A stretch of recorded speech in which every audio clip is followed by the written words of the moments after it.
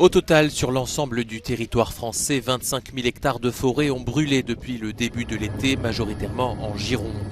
Dans ce département, une superficie équivalente à 2 fois Paris est partie en fumée.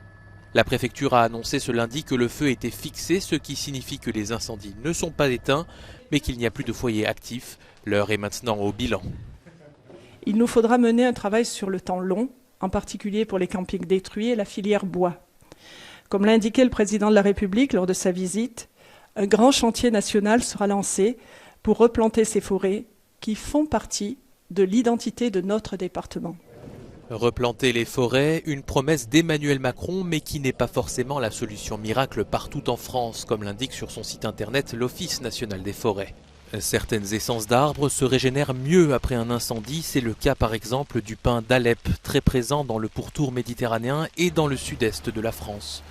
Dans le sud-ouest, les forêts sont le fruit d'une régénération artificielle, avec majoritairement une essence, le pin maritime. Des forêts très exploitées pour leur bois.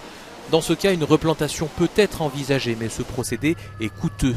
Et les spécialistes plébiscitent l'implantation de diverses essences plutôt qu'une perpétuation de la monoculture pour une reprise forestière plus résiliente.